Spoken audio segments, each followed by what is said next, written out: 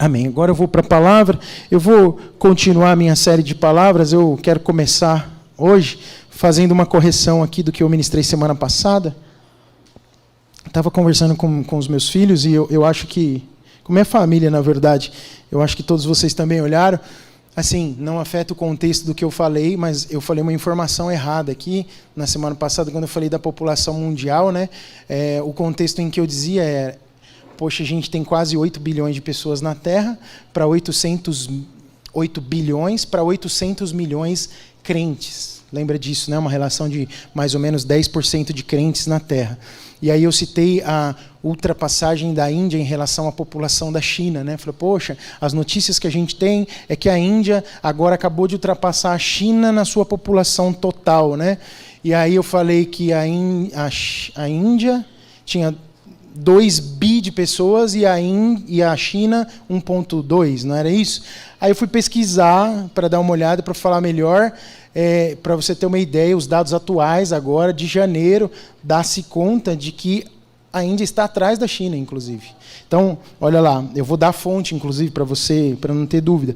1,4 bilhão de pessoas é o que a BBC divulgou sobre a população chinesa. 1,4 bilhões. Depois você pode procurar isso lá na BBC. E tem um instituto chamado SEIC, a BBC não publicou nada da Índia, que diz que a Índia estima, entrando em 2024, com 1,395 milhões. 1 bilhão 395 milhões. Então está ali, né? A corrida está boa dos dois, mas qual que é a previsão? Que a China realmente está perdendo população. Eu acredito que isso tem a ver com a política local interna deles de controle de natalidade. Aí nasce menos crianças. Em 2023, a China caiu bastante. Olha aí, um pastor mais atualizado que eu. Então, 2023, a China caiu bastante.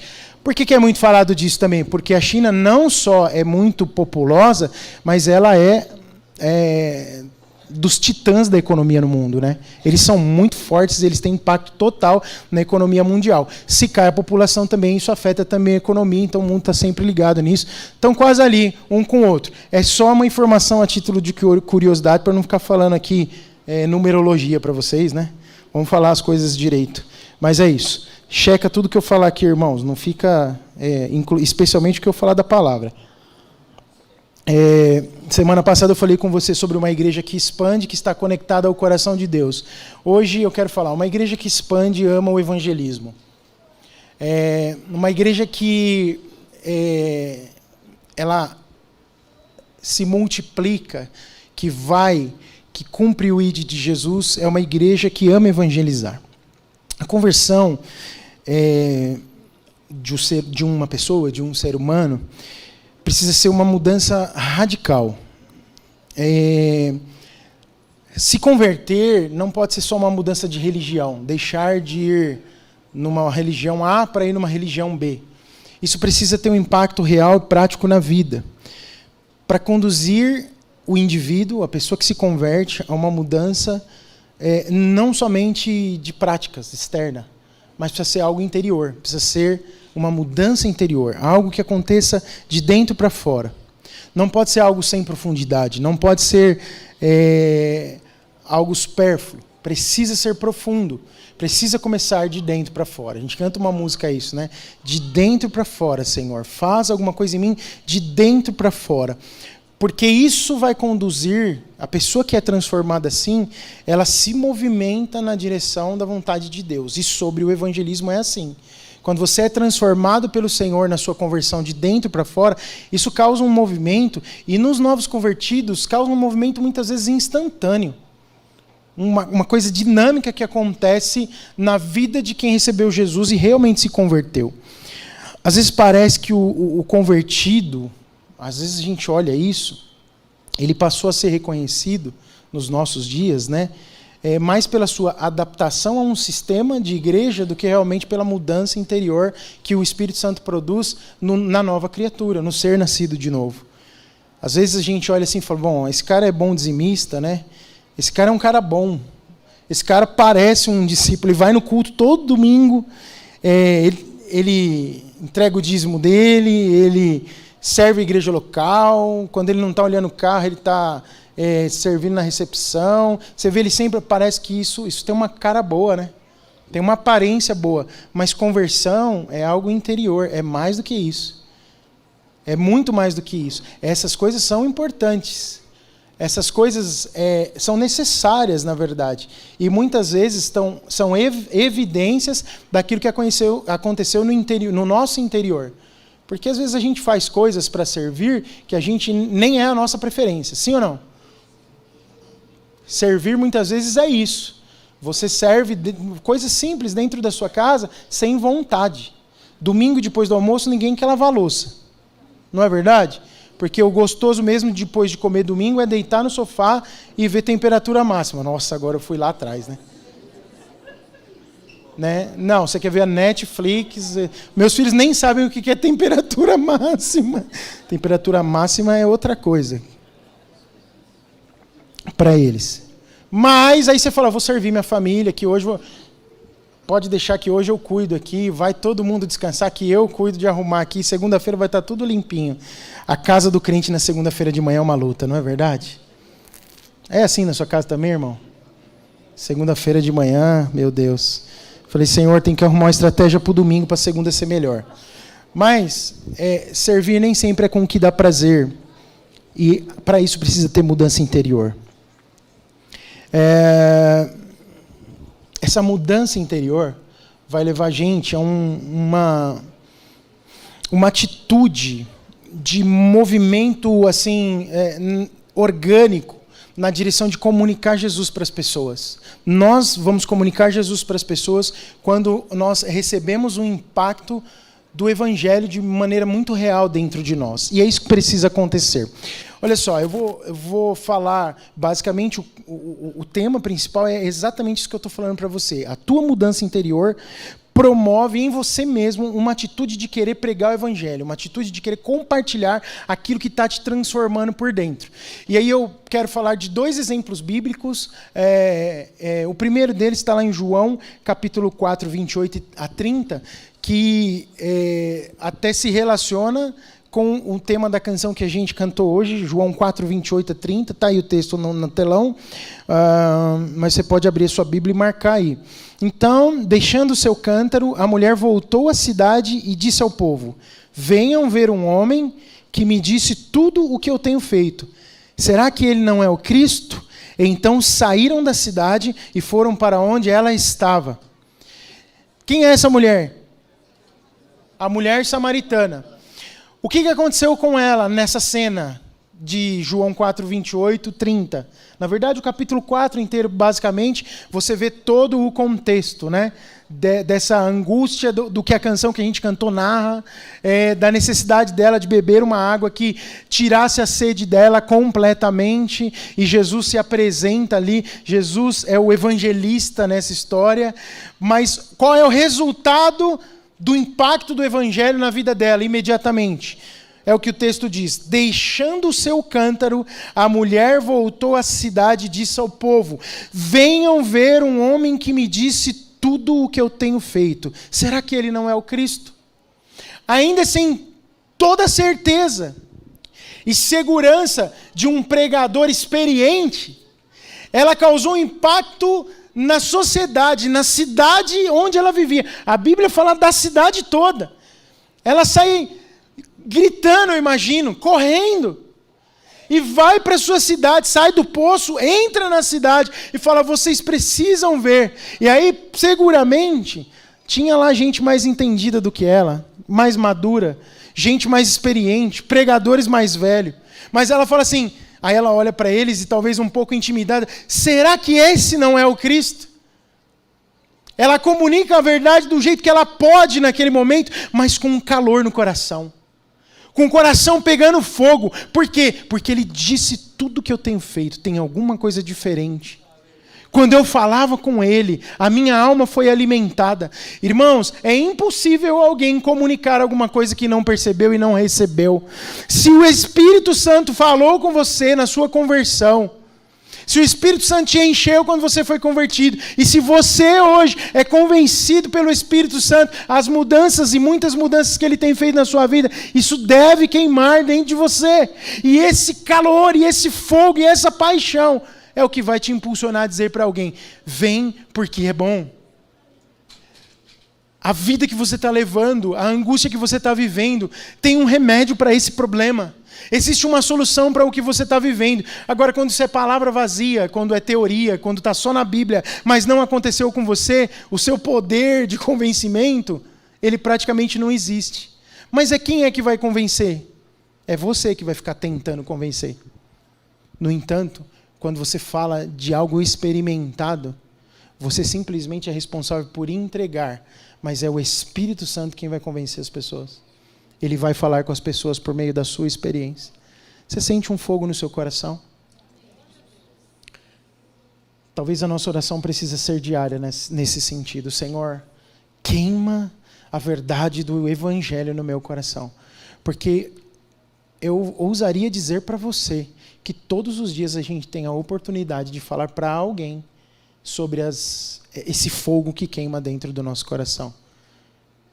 Fecha seu olho por 30 segundos e pensa nessa semana se você encontrou alguém numa situação em que o Evangelho poderia resolver alguma coisa na vida dele ou dela. Fecha seu olho aí por 30 segundos e deixa o Espírito Santo falar com você. Essa semana você encontrou alguém que precisava do Evangelho? Você encontrou alguém que pudesse ser mudado a história completamente se recebesse Jesus?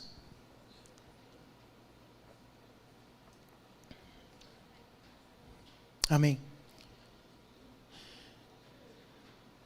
Você consegue pensar em alguém que podia receber algo da sua vida e que pudesse ter a vida transformada, assim, na prática? A gente precisa ser como essa mulher samaritana. Aquilo que Paulo, certa vez, escrevendo na igreja de Gálatas, disse o seguinte, Gálatas 3:3. Será que vocês são tão insensatos que, tendo começado pelo Espírito, querem agora se aperfeiçoar pelo esforço próprio? Ele estava falando sobre merecimento, graça e lei aqui, né? E os Gálatas se perdendo no caminho de querer merecer alguma coisa, mas ele fala, vocês começaram algo pelo Espírito. E isso se conecta muito com o que nós compartilhamos em algum momento do ano passado de Apocalipse 3, quando Jesus olha para a igreja de Éfeso e diz o quê? Eu tenho contra você uma coisa, você abandonou o primeiro amor. O coração não está pegando mais fogo. E a busca nossa incessante nesses dias tem sido essa, sim ou não? Desde lá para cá, Deus tem nos despertado para isso. O fogo no coração, o fogo do Evangelho, o fogo de ter sido... irmãos, não é a canelinha de fogo, não é sapatear, não é fazer avião, não é disso que eu estou falando. É o fogo da paixão por alguma coisa que te torna impetuoso na maneira de viver. Sabe, o ímpeto vem porque o coração está queimando. E quando é que o coração para de queimar? O que é o incensário que apagou? O que é a chama de Levítico 6 do santuário, do tabernáculo que não está sendo mais alimentada? É o Espírito Santo queimando dentro de nós. É o Espírito de Efésios capítulo 5, 18. É o enchimento do Espírito. É a alimentação diária, paulatina, da palavra de Deus. Que vai... Quando é que você se enche do Espírito? É quando você ouve as verdades do Evangelho. Pelo próprio Espírito. De que jeito? É contemplando Ele nas Escrituras e lendo. É parando em Efésios 5, 18 e falando, bem-aventurado é o homem. Né? Eu misturei Salmo com Efésios aqui, e eu faço muito isso, né? E eu fico, bem-aventurado sou eu, quando eu me encho do Espírito e não me embriago com vinho.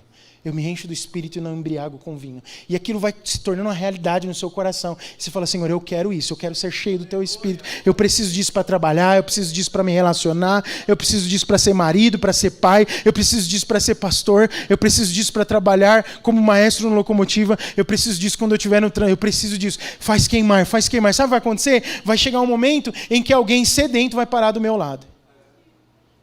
Como aquela mulher. Se você olhar para a história de Jesus com a mulher samaritana, os discípulos não queriam passar por Samaria. Ele fala, eu preciso passar por lá. Eu vou mudar a rota. Jesus bagunçou o caminho. Jesus foi fora da lógica.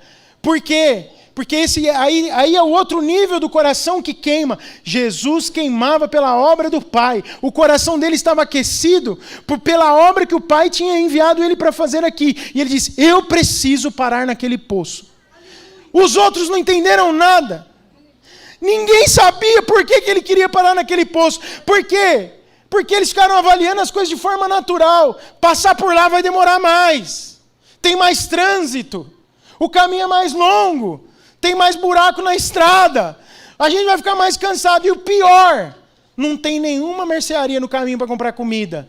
Aí a gente vai ter que ir além para comprar alguma coisa, para depois comer. O almoço vai sair lá pelas 4 da tarde. Não, Jesus, vamos fazer o mais fácil. Jesus, não. Por quê? Qual era a motivação? Jesus estava querendo fazer ele sofrer? Não. Jesus tinha consciência de uma coisa. A minha verdadeira comida é fazer a vontade do Pai. E o meu coração está queimando pelo que queima o coração do Pai. Então eu preciso ficar algumas horas a mais sem comer, porque eu preciso encontrar alguém que tem sede, e eu tenho a água que essa pessoa precisa para beber. Você é como um poço na vida de algumas pessoas, e você tem água para entregar. Você tem a fonte de água viva jorrando do seu interior, e você pode transmitir isso.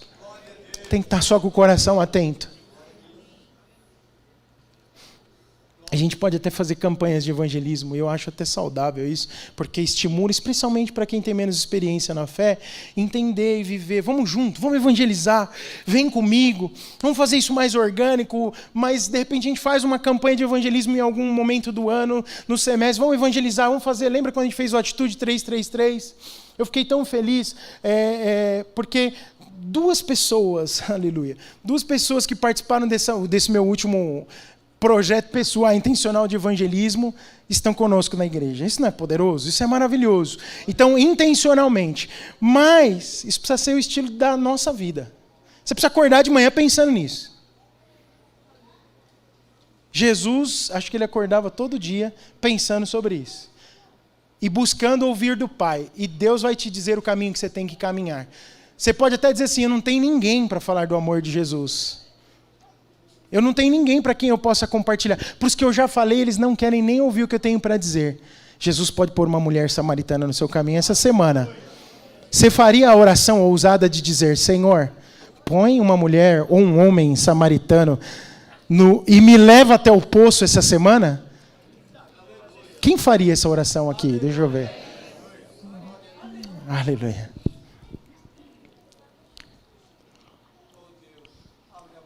A gente não precisa inventar muita coisa. O evangelho é alguma coisa muito simples. A gente não precisa ter PhD para compartilhar o evangelho, compartilhar a experiência pessoal que Jesus colocou na nossa própria vida para viver. É claro, a gente pode ser contemporâneo, a gente tem que contextualizar muita coisa, a gente cria as nossas próprias parábolas às vezes, né? A gente mostra por vários caminhos, está tudo bem. O que a gente não pode o que a gente não pode perder é a essência da palavra. Né? O que falamos precisa ser bíblico. O que falamos precisa transmitir o coração do Pai por meio do Filho. Então, é isso. Não abandone os princípios da Escritura. Permita que o Espírito Santo lidere você. Eu estou sendo bem desafiador aqui para você nessa manhã. Permita que Deus fale. Estou lançando a campanha de evangelismo essa semana aqui. Permita que Deus coloque um poço e um sedento na sua vida essa semana. Um poço e um sedento, um poço e uma sedenta, aleluia. Você já pensou, a gente tem um monte de testemunha aqui domingo, falou, eu estava no poço. E o Wellington passou e ele me falou de uma água, eu bebi, estou aqui. A Socorro passou e me deu uma água que eu não sabia que existia. A Fabíola passou e me deu uma água. O José, o Mateus. Você já pensou um negócio desse? Irmãos, existe sede. Jesus disse para os discípulos quando enviou os 70, o campo é grande, tem muito trabalho e são poucos os trabalhadores. Tem muito trabalho, tem gente sedente querendo beber de Jesus. E você pode ser aquele que o conduz à fonte que é Jesus. Amém? Glória a Deus. Diga para isso aqui é coisa de pastor mesmo. Fala para alguém, você é fonte. Tem água aí para dar para quem tem sede. Aleluia.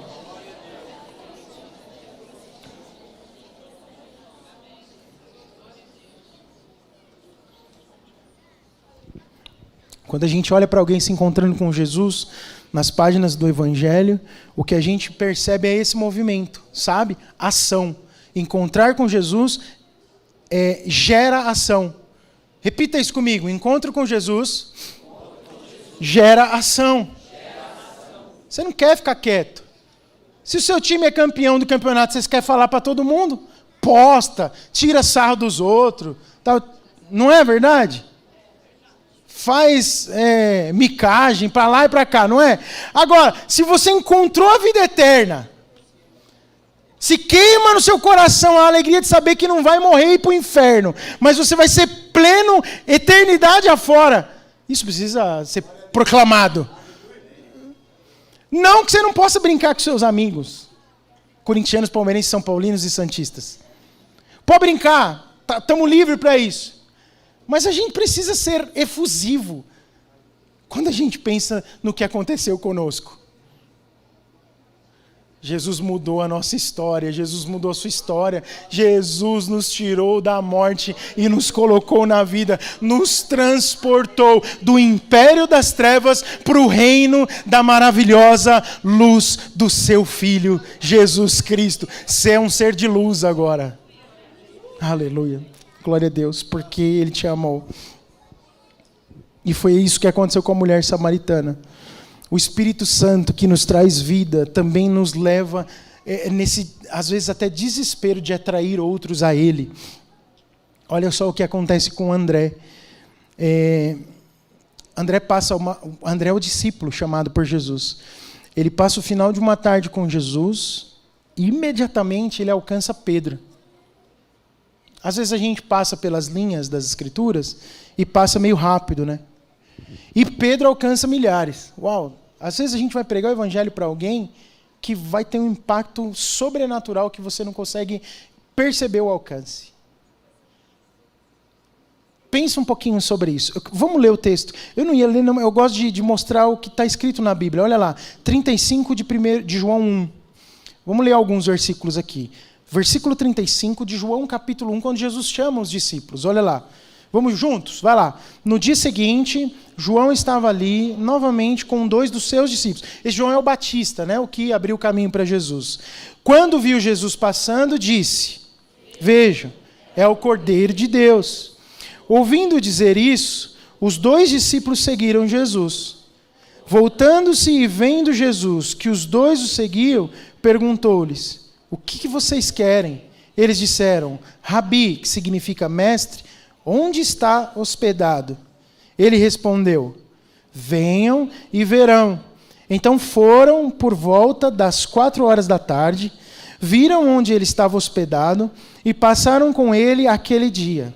André, irmão de Simão Pedro, era um dos 2 que tinham ouvido o que o João dissera e que haviam seguido Jesus.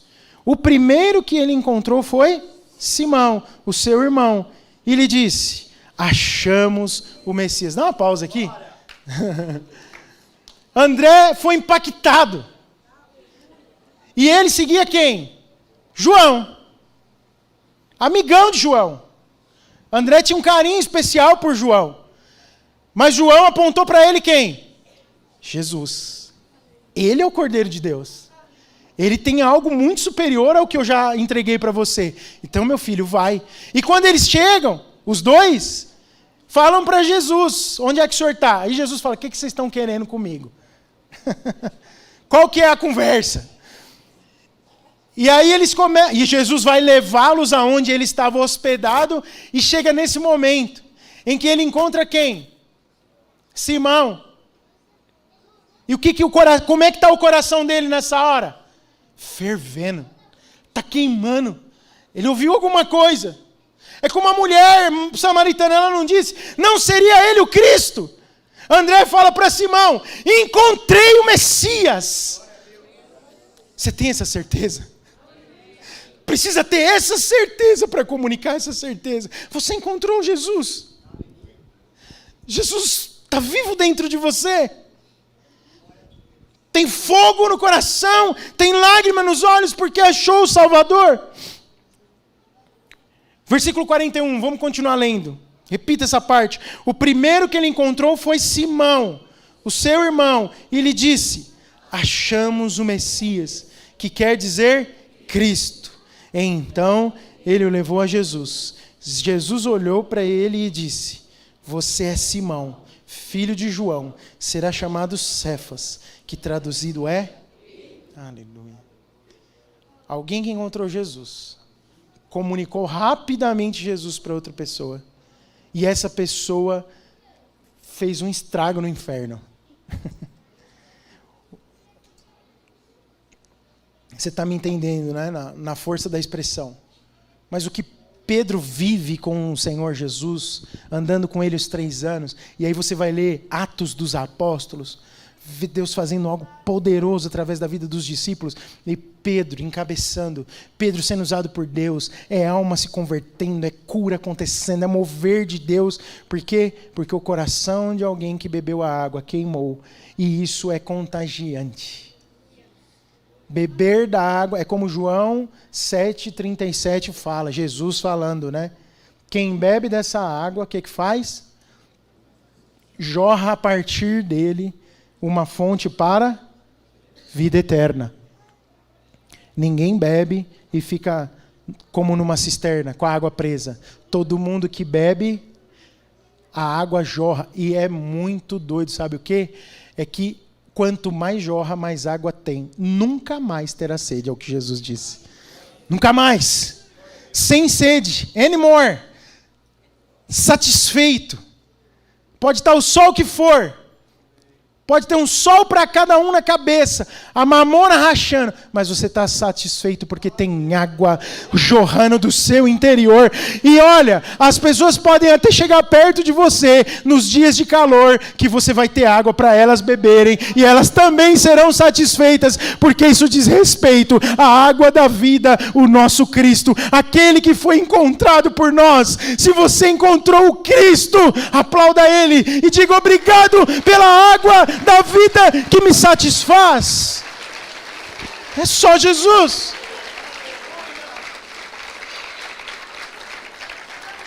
É só Jesus. O que constitui, o que forma uma igreja que se expande, é exatamente o poder desse Cristo por meio do Espírito, que traz vida aos mortos. O Espírito de Deus tem poder de levantar morto da sepultura. Porque o que opera nele, o que opera em nós por meio dele, é o Espírito da ressurreição, que levantou Jesus entre os mortos. Não é brincadeira, não é qualquer coisa. Aquilo que age dentro de mim, dentro de você, tem poder de levantar defunto da sepultura. Essa água, esse poder, e que impulsiona-nos a viver esse movimento de evangelização que é em Jerusalém e por toda a Judéia, em Samaria e nos confins da terra. É em todo lugar. Senhor, por favor, a minha oração pelo teu povo nesta manhã é que eles vejam os poços e as Samarias deles nessa semana.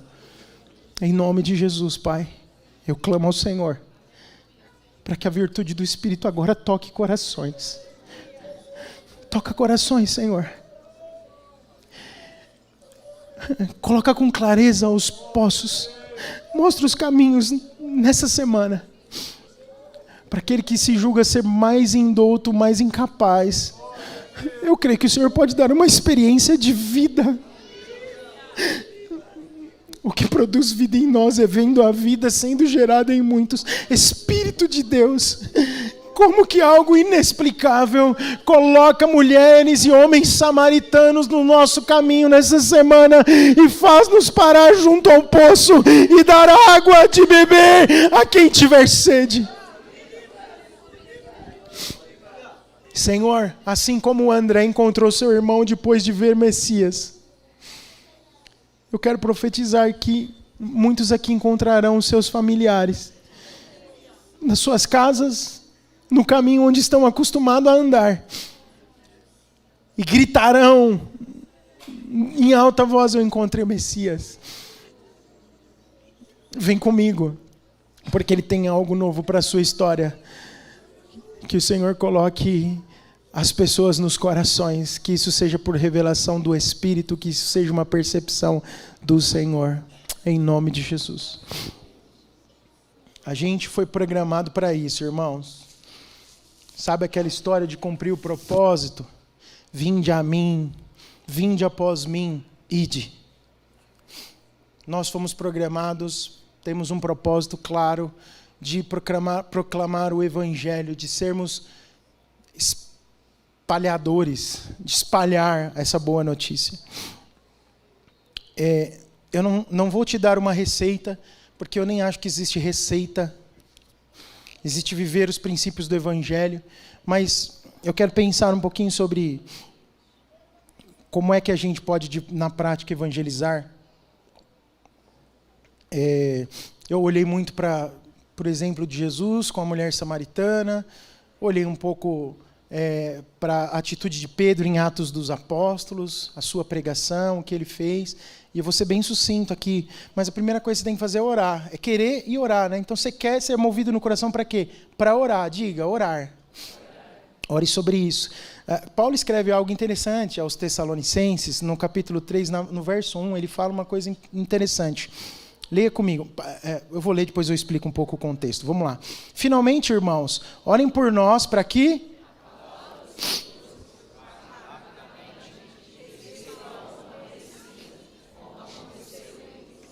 Ele pediu oração pelo quê? Para que a palavra do Senhor se propague rapidamente e receba a honra merecida. O que ele está pedindo ali? Olha, ore para que aquilo que aconteceu com vocês, que deve ter sido um grande mover, a palavra foi, tomou lugar nos corações e frutificou, isso aconteça aonde o Senhor está nos enviando. Paulo aqui antes um pouquinho, ele está falando sobre o fim dos tempos. Ele vai falar do homem da iniquidade, a segunda carta aos Tessalonicenses, ele está falando dos perigos, dos últimos dias e tudo mais, mas aí ele vai terminar nas suas considerações finais, ele fala, ore por nós, porque nós estamos aqui na mesma missão. Então ele não abre mão de que haja ajuda dos crentes, e obviamente ele próprio fazia, em oração sobre a propagação da palavra. Então, orar é importante. Diga comigo isso, orar é importante para evangelizar. Não é sair na loucura, não é sair aí... Honestamente, viu, com muito respeito vou falar isso aqui. Não é pegar uma caixa de som, botar no meio de uma praça, da Praça da Sé, pegar um microfone e ficar gritando palavras ali. Isso pode até ter algum efeito. Pode alcançar alguém. Hoje tem um palanque muito maior do que esse, né? Chamado internet, por meio das mídias sociais. Isso pode ter até algum efeito. A gente ouve testemunhos disso. Mas não é sobre isso que eu estou falando, não. É você orar intencionalmente. Eu quero encontrar a mulher samaritana no meu caminho para ter ali um momento de poder de Deus. Quero ver algo, Jesus. Tem gente perto de mim morrendo. Eu quero ajudar a se salvar. É orar com intencionalidade. É orar precisamente. Não tem nada na vida cristã que a gente deva fazer antes de orar. Nada. Faça nada sem orar, especialmente evangelizar. Se a gente ama o que Jesus ama, o que o Pai ama, nós vamos nos importar com o perdido. E a nossa oração, todo dia a gente vai orar para Deus salvar alguém. Senhor, salva as pessoas. Você já fez essa oração? Senhor, salva as almas. Eu já intencionalmente fiz, falei assim, eu vou passar os próximos 30 dias orando todo dia a mesma oração para o Senhor salvar as pessoas. Não é para trazer para a minha igreja, para as pessoas serem salvas. Para o milagre da salvação acontecer na vida de muitas pessoas. Seja intencional nisso, faça isso, você vai ver um reboliço na sua vida pessoal. Comece a orar todo dia para Deus salvar. E de repente Deus vai pôr o nome da pessoa que você tem que orar pela salvação. E você vai orar e vai contar o testemunho disso. Deus vai te dar testemunhos a partir do momento em que você decidir amar o que Jesus ama, decidir amar o que o Pai ama. Quantos estão comigo? Digam amém. Amém. Sejam seus parentes, seus amigos, até pessoas desconhecidas, a gente precisa orar para que haja salvação. Eu tive uma experiência bastante pessoal, forte e talvez bem isolada para alguns de vocês nesse sentido. Mas um dos dias na minha caminhada matinal de oração, lá em Bali, na Indonésia, eu fui tomado por uma angústia de espírito, que eu me senti completamente impotente, porque eu falei, Deus, o que eu estou fazendo aqui? Isso que vai dar em nada. 95% das pessoas aqui não te conhecem, não estão com a mínima vontade de saber o sei lá, que é Jesus na fila do pão. Muito menos o que é o Rodrigo. Sabe essa coisa doida? E o Espírito Santo, irmãos, quando eu estava com essa sinceridade, eu estava no meio de uma rua, essa hora eu estava sozinho, era bem cedo. E tinha uma montanha distante assim, eu estava andando, e eu falei, Jesus, tem compaixão desse país. Salva as pessoas. Eu não vim aqui por acaso. Salva as pessoas que estão nesta nação. Eu não sei quantos serão milhares, 1, 2, 10, mas por favor, sabe, uma oração sincera de pedir para o Senhor salvar. Sabe qual foi a resposta de Deus para o meu coração naquele momento? Silêncio. Eu não consegui ouvir o Espírito Santo falar nada para mim. E no dia seguinte eu participei de um culto local, bem tradicional, na igreja, a única igreja cristã, dentro dos 2%, dentro de Bali, aquela história toda que você já sabe. O pastor Sérgio pregou, no final do culto, o pastor local falou, vocês não podem orar por ninguém. Não sei se você lembra disso, que eu compartilhei aqui. E eu estava ainda com aquele silêncio quando se aproximou de mim o reitor da universidade local. E quando ele chegou perto de mim, Deus me deu uma palavra de conhecimento para o filho dele que estava do lado dele. E quando eu entreguei essa palavra, ele falou assim, meu filho me fala todos os dias que quer ser um pastor, porque o avô dele foi um pastor nessa nação, e ele crê que Deus pode mudar a nação se ele for um pastor e entregue nas mãos do Senhor como o avô dele. Sabe qual é a palavra de conhecimento que o Senhor tinha me dado para entregar para o pai quando eu estava orando? Deus falou para mim assim, sabe o que aconteceu com você, Rodrigo, na sua infância, quando você tinha 5 anos de idade, e que um pastor orou por você e disse para sua mãe que você seria um pastor e que você ia impactar a vida de outras pessoas por meio do Evangelho? Deus falou para mim assim, fala para o pai dele que é exatamente isso que eu farei na vida dele. E eu falei isso para o pai, e aí quando eu falei isso, o pai começou a chorar na minha frente. E o Espírito Santo falou assim, eu ouvi a sua oração ontem de manhã. Irmãos, pode parecer muito pequeno o que você faz, o que eu faço, mas eu creio, talvez eu nunca mais ouça falar desse menino. Mas o Senhor me deu a oportunidade de plantar uma semente. E eu sei que o Espírito Santo de Deus trabalha de uma maneira, Deus paira, né? Deus se move, é uma força em movimento.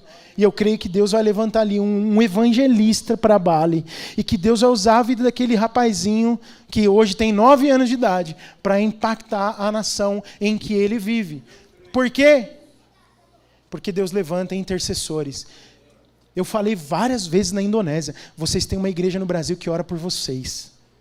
Vocês são trabalhadores dessa hora da frente. Vocês estão aqui num lugar muito hostil, mas vocês têm uma igreja que vos ama no Brasil, que talvez a gente só se conheça na eternidade, mas nós estamos juntos com vocês nesse propósito. Irmão, nós veremos na eternidade muitos indonésios, porque eu sei que Deus está fazendo algo poderoso lá. Não é por nossa causa, é por causa de muitos que têm dobrado seu joelho e entregue a sua vida. Quantos creem nisso? Portanto, ore. Ore. Deus vai salvar de todas as nações. Use a palavra. Olha só o que Billy Graham costumava dizer. Leia aí a frase de Billy Graham comigo. Está aí, Billy Graham? Está aí. Vai lá.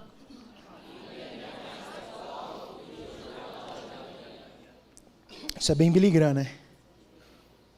A Bíblia fala sobre as pessoas. A Bíblia, ela tem a resposta para a nossa vida. A gente é que não achou em algum momento. A Bíblia, ela se contextualiza em nós. Jesus revelado nas Escrituras tem a ver conosco. A Bíblia é espada. Eu coloquei alguns versículos aqui, eu não vou nem ler eles textualmente com você, mas Hebreus 4,12 diz que ela é espada e que ela penetra. É a palavra falada no evangelismo que vai quebrar as cadeias. A Bíblia, ela ilumina, ela é lâmpada, ela traz luz aonde tem escuridão. A Bíblia é alimento. Mateus 4,4 diz que nem só de pão viverá o homem, mas do quê? De toda palavra que sai da boca do Senhor.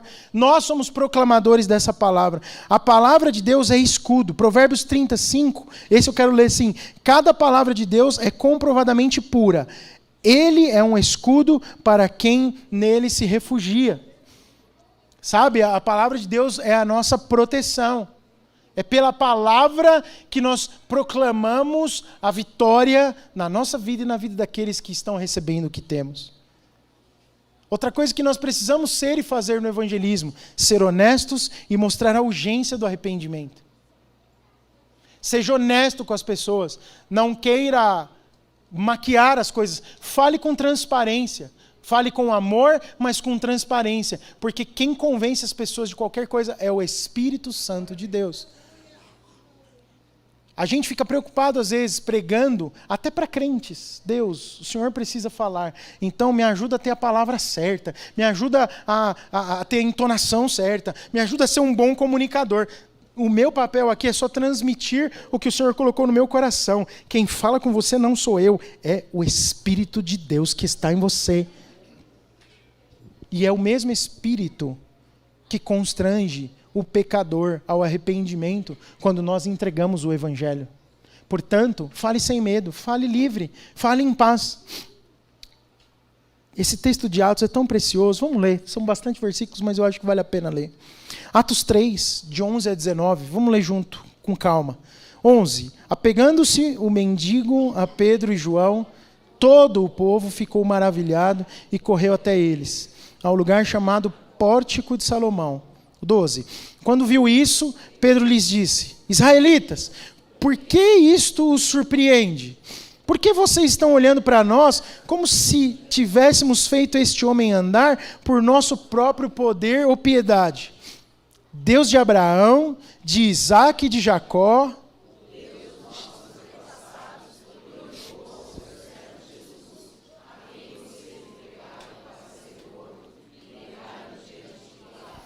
embora esse tivesse decidido soltá-lo, vocês negaram publicamente o santo e justo e pediram que fosse liberto um assassino. Vocês mataram o autor da vida, mas Deus ressuscitou dentre os mortos. Nós somos testemunhas disso. Pela fé no nome de Jesus é que o mesmo fortaleceu este homem para que vocês veem e conhecem. A fé que vem por meio dele lhe deu saúde perfeita. Dá uma pausa aqui, só para a gente não perder o raciocínio. Pedro começa interrogando os israelitas de quê? Da reação deles por causa do paralítico que fora curado. Qual que é a interrogação de Pedro? Por que vocês estão surpreendidos? Vocês estão achando mesmo que eu e os meus amigos aqui fizemos isso? E aí ele abre um parênteses, porque ele estava pregando aqui mesmo, você percebeu? Ele abre um parênteses e fala assim: aquele Jesus, aí antes de falar quem é o Jesus, ele fala, que vocês negaram publicamente. Pilatos quis soltar, mas vocês preferiram soltar o assassino. Aí ele abre o parênteses dele, ele mostra quem era Jesus, para depois dizer que foi Jesus quem fez o milagre.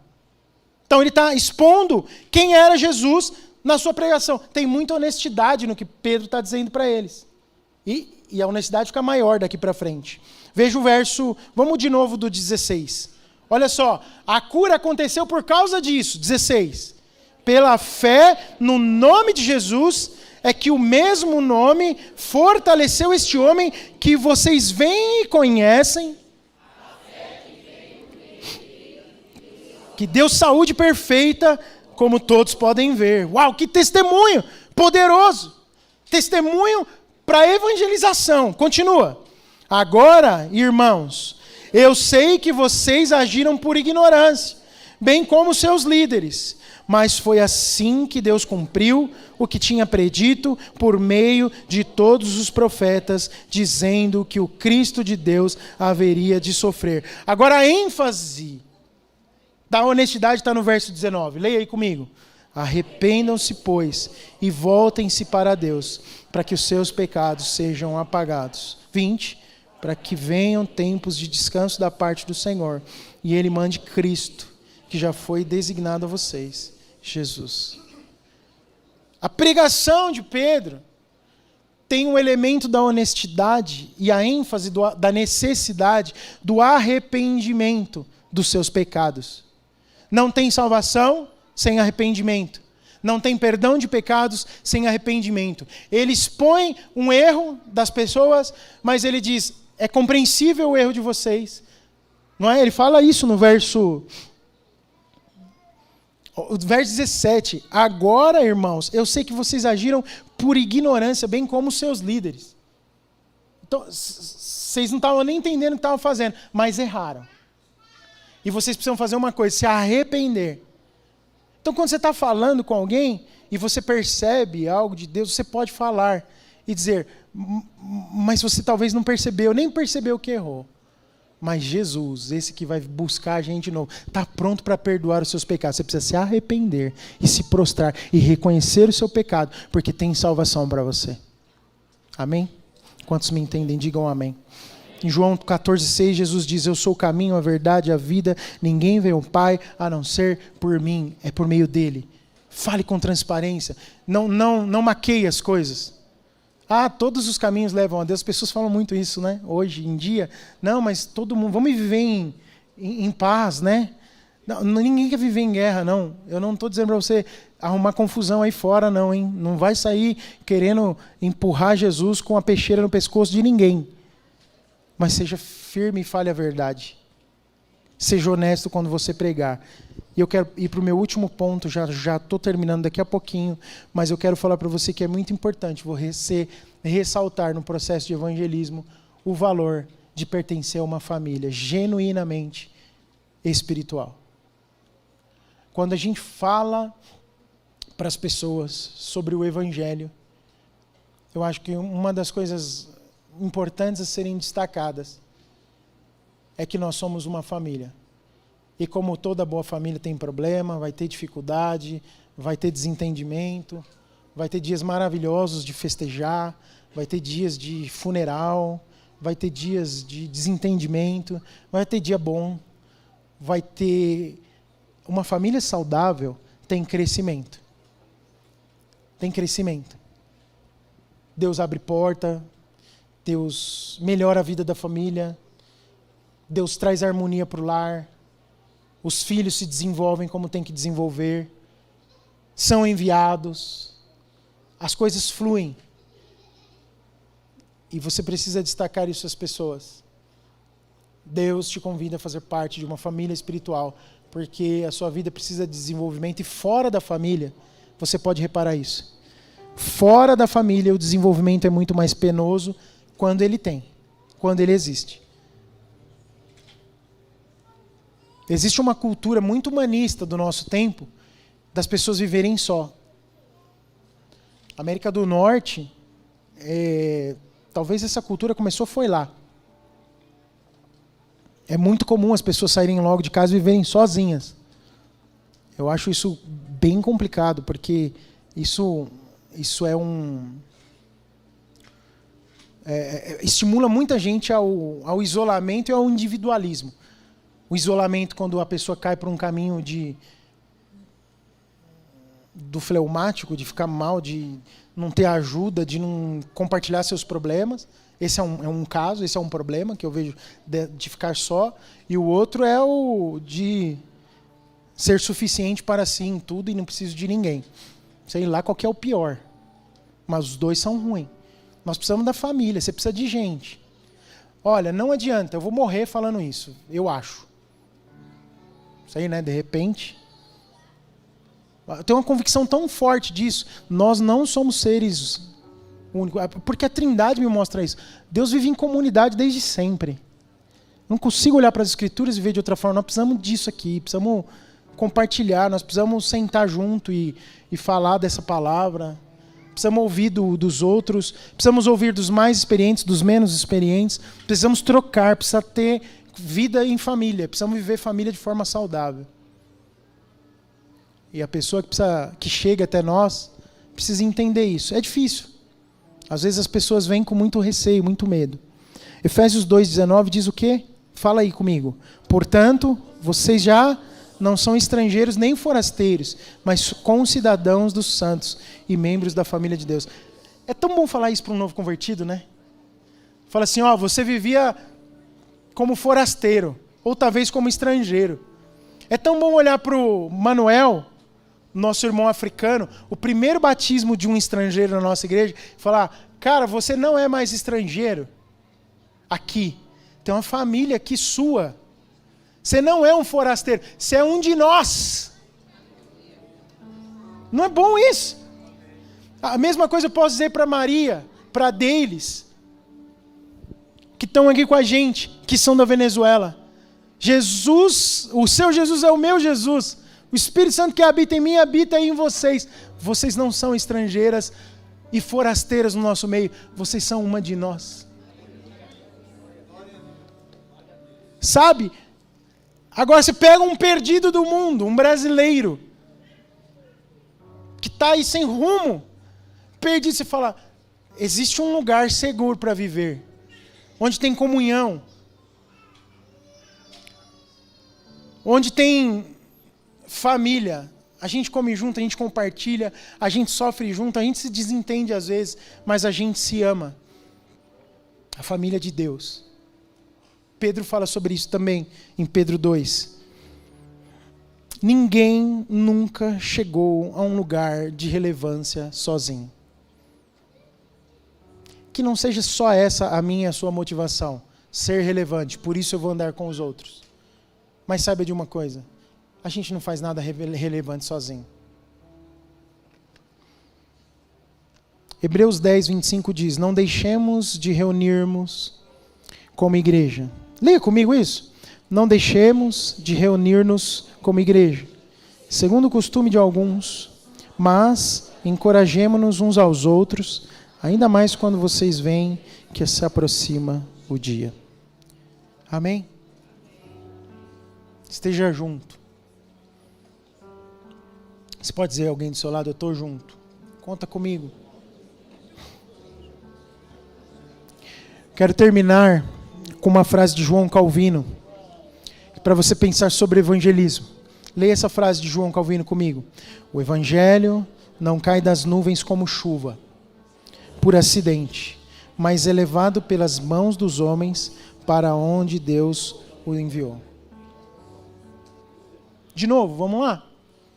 O evangelho não cai das nuvens como chuva, por acidente, mas é levado pelas mãos dos homens para onde Deus o enviou. Senhor, coloca os poços de Samaria diante das vistas de cada um nessa semana.